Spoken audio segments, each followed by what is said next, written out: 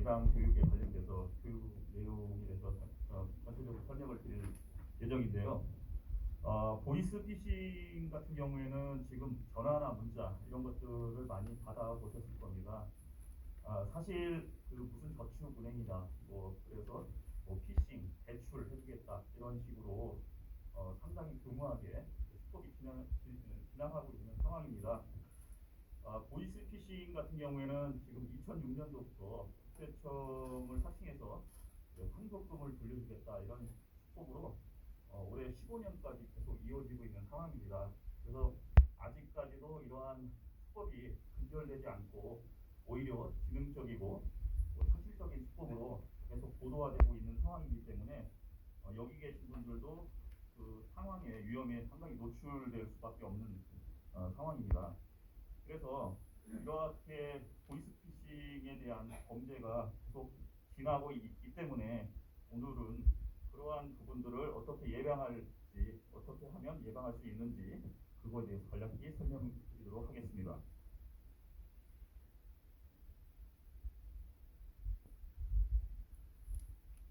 서울중앙지방검찰청.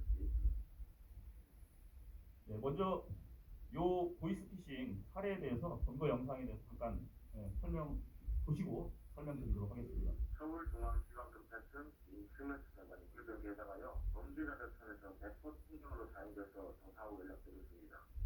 이번 본 사건은요 국제 금융사기 사건이고요.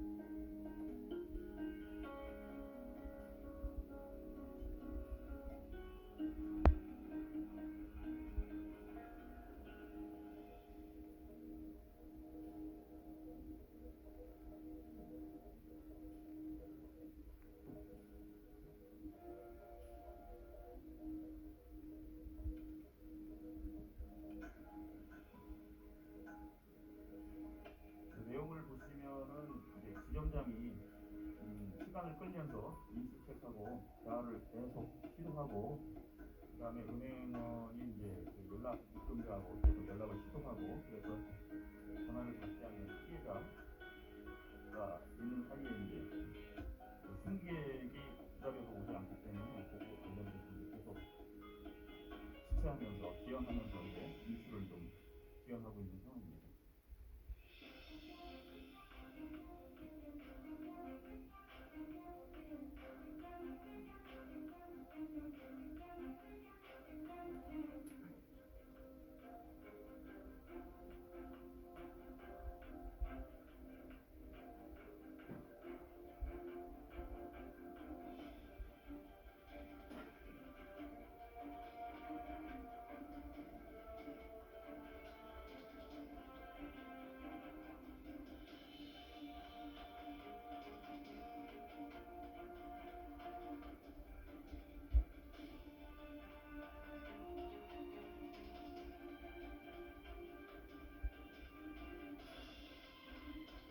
은행원하고 택시기사한테 이렇게 검거에 도움을 줬기 때문에 경찰서에서 이렇게 범죄가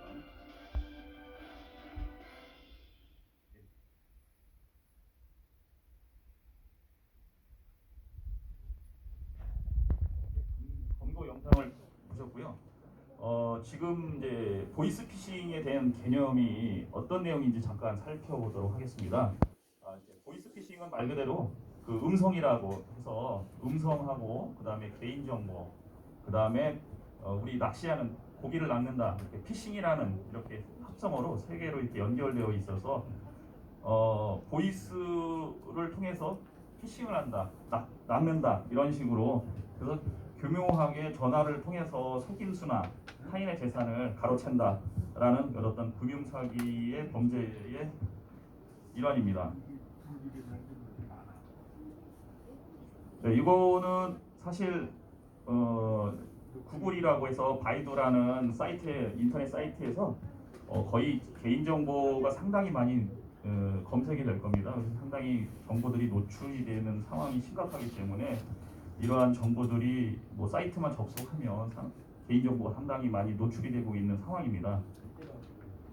그리고 보이스피싱의 유형이 한 크게 네 가지로 볼 수가 있는데요. 크게 이제 첫 번째로 기관 사칭해서 뭐 경찰이다, 검찰이다, 금감원이다라고 해서 개인정보에 연루됐다라는 식으로 해서 계좌 이체라든지 현금 인출을 유도하는 케이스가 있고요.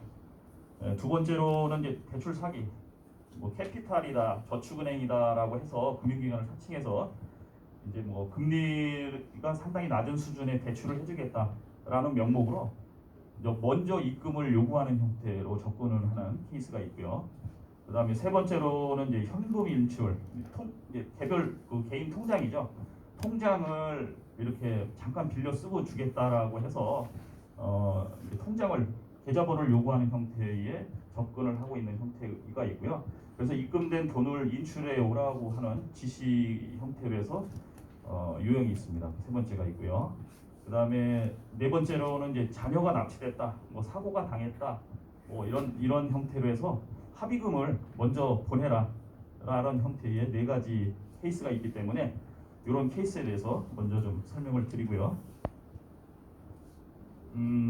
지금 보이스피싱이 사실상 여기 그래프에 보시면 아시겠지만 상당히 지금 2016년도 이후에 17년도 이후부터 계속 증가가 되고 있는 형태입니다.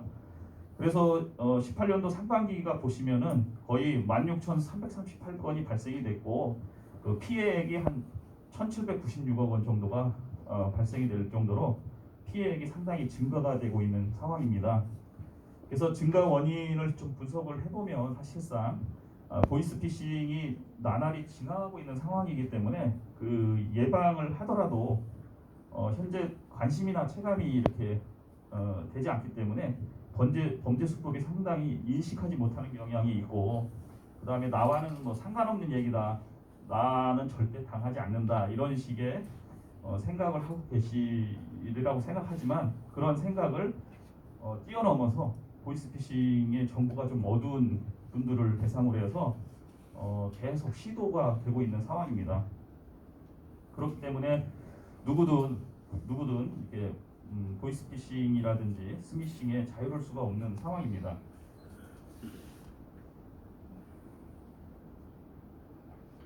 그래서 여기 아까 말씀드린 대로 보시면은 보이스피싱 주요 수법이 사실 이런 형태, 은행원이 뭐 보이스피싱을 의심할 것을 대비해서 은행 직원이 뭐 범죄에 연루됐으니 뭐 여행 자금이라든지 사업 자금이라고 해서 둘러대고 뭐 인출을 해라, 이런 식으로 유도를 하고요. 그리고 이제 금융 범죄에 연루됐기 때문에 가짜 검찰청 홈페이지에 접속을 해서 이렇게 뭐 악성 코드를 뭐 유인할 수 있게 감염을 시키게 이렇게 하는 형태로 또 접근을 하고 있습니다. 그래서 보이스피싱의 예방을 하려면 몇 가지 사항을 정리를 했는데요. 여기 첫 번째로 보시면은 정부기관이라고 해서 무조건 전화로 돈을 요구한다라고 하면은 무조건 의심을 하십시오. 경찰이나 뭐 검찰 이런 어떤 경우라도 해서 전화로 자금을 뭐 먼저 이체를 하고 뭐 금융정보 거래에 대한 정보를 먼저 요구를 하지는 않습니다. 그렇기 때문에 그러한 사실이 있으면 반드시 따님이나 아드님한테 전화 먼저 하시고요. 이게 사실인지 여쭤보십시오 먼저. 그렇지 않으면 연루가 될 수 있는 상황이 되게 높습니다.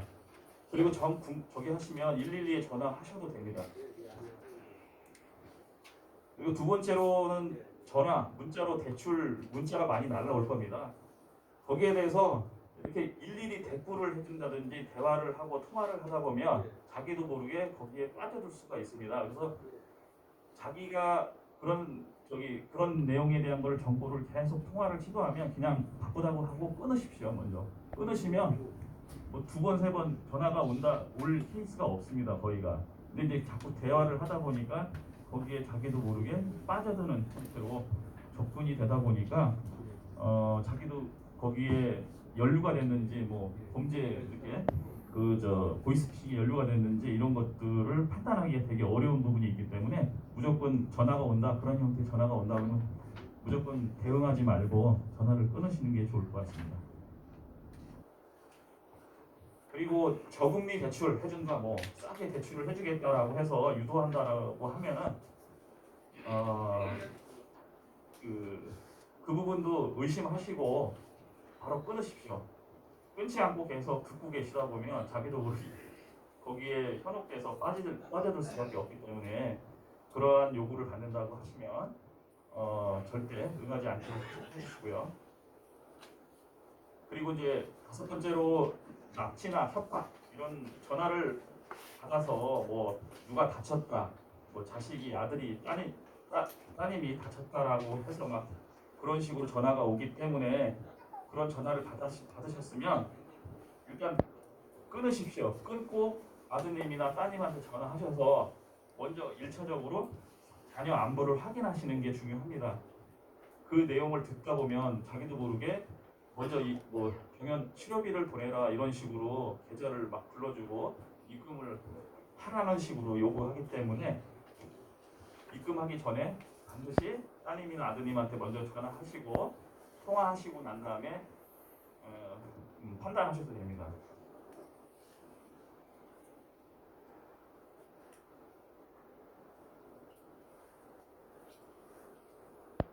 네, 뭐 내용은 여기서 거의 설명드린 내용 위주에서 가장 중요한 거는 그런 보이스피싱이나 이렇게 스미싱 전화가 온다든지 이렇게 오시면 절대로 응하지 않고 바로 끊고 그다음에 자녀한테 따님한테 이렇게 여쭤보시고 판단하시고 진행하시는 게 지금으로서는 가장 적정한 보이스피싱을 예방할 수 있는 방법 중에 하나라고 생각합니다. 네, 이상으로 강의를 마치도록 하겠습니다. 감사합니다.